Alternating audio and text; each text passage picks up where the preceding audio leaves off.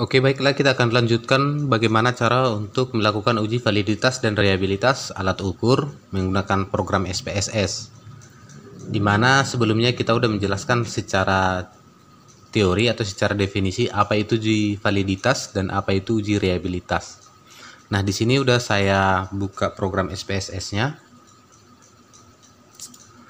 Kemudian di video sebelumnya kan saya sampaikan saya menyiapkan beberapa item ataupun beberapa subjek yang akan menjadi bahan percobaan kita kali ini di video ini gitu. Saya juga udah siapkan Excel-nya. Nah, ini dia. Yang tulisan tanda merah ini adalah jumlah item, yaitu sebanyak 31. Kemudian jumlah subjeknya itu sebanyak 32 orang. Ini dia 32. Nah, jadi angka-angka yang di dalam ini, angka 3, 2, 3. Nah, ini semua adalah hasil dari scoring angket yang telah kita bagikan kepada responden, yang awalnya dia hasilnya itu berupa simbol seperti sangat setuju, setuju, tidak setuju, dan sangat tidak setuju. Nah, jadi contoh yang saya berikan ini adalah 4 pilihan jawaban. Oke, bagaimana cara memindahkannya ke program SPSS? Ini kita copy semua, copy. Kemudian kita masukkan ke program SPSS. Nah, di var ini, di var pertama sama di baris pertama di sini kita pastekan.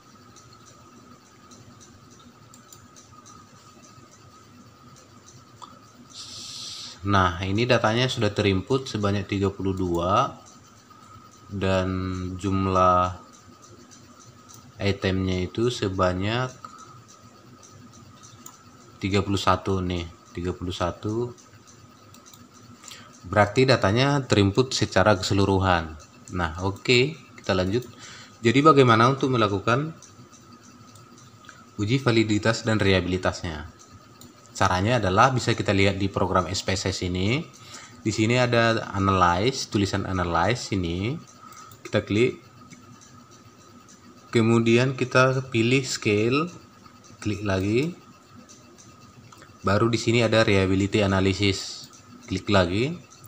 Nah, inilah adalah total keseluruhan data yang kita input nih, sebanyak 31 item. Nih 31. Nah, yang 31 item ini akan kita pindahkan ke sebelah kanan. Caranya adalah Ctrl A atau di blok semua, baru klik tanda panah ini biar pindah dia ke sebelah kanan. Nah, oke. Jadi di sini udah terinput dari variabel 01 hingga nomor 31. Nah, bagaimana cara untuk melakukan uji analisisnya? Nah, di sini ada statistik, silahkan diklik. Kemudian ada beberapa yang harus dicentang di sini, coba diperhatikan. Di sini ada item, kemudian ada scale, baru ada scale item selected, baru di sebelah sini atau di kolom inter item ini klik correlation, kemudian continue. Bisa sih dicentang min, bisa untuk melihat nilai rata-ratanya. Baru continue. Setelah continue baru klik OK. Nah, inilah hasil output yang dikeluarkan oleh SPSS. Nah, di sini dia langsung tertulis reliability. Nah, jadi untuk reliabilitas alat ukur yang kita buat ini bisa kita lihat di reliability statistik ini sebesar, yaitu alpha crown batch-nya itu sebesar 0,920. Nah, untuk melihat validitas dari alat ukur yang kita buat, langsung aja kita klik di sini ada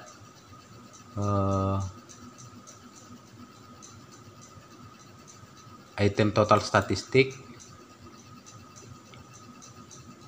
Nah, di item total statistik ini tabelnya, item total statistik. Yang perlu kita lihat di sini adalah yang bagian kolom yang ini. Kolom yang ini tulisannya itu adalah corrected item total correlation.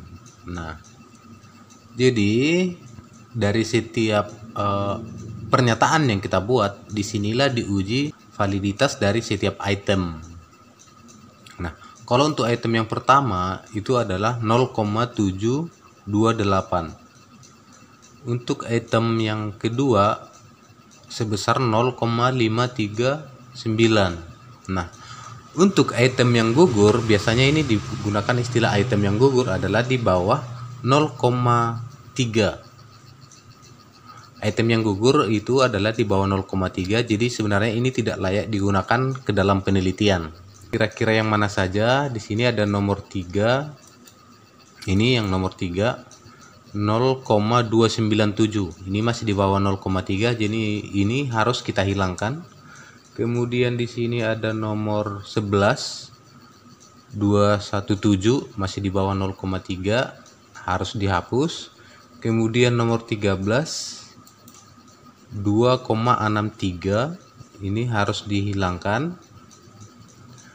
Selanjutnya itu nomor, kita lihat dulu,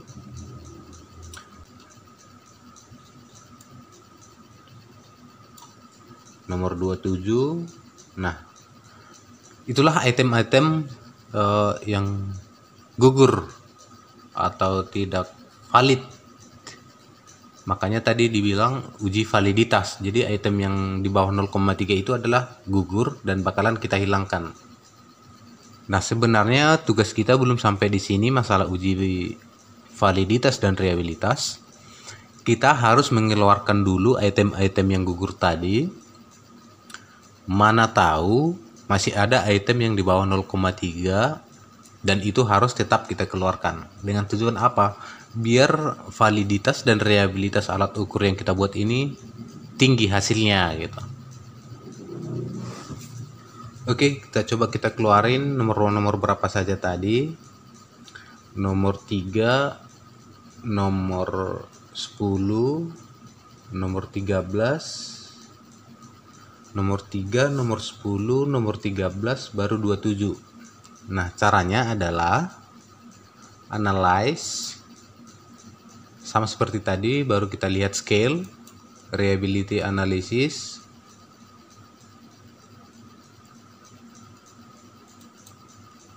Oke, jadi item-item yang gugur tadi kita keluarin dari kanan ini, dari kolom yang sebelah kanan ini, kita keluarin ke kiri.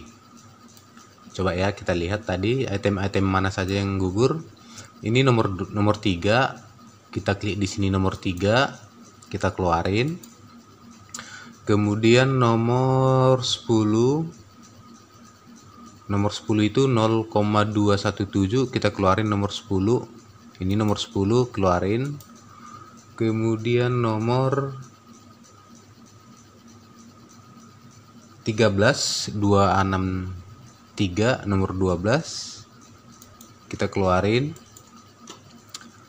Kemudian nomor 27 kita keluarin. Nah, inilah item-item diuji yang pertama yang kita lakukan yang gugur sebanyak 4 item. Ini jadi sisanya akan kita uji lagi. Caranya dengan klik statistik. Ini tadinya tetap, ini udah dicentang item scale item selected, baru means, kemudian tinggal continue,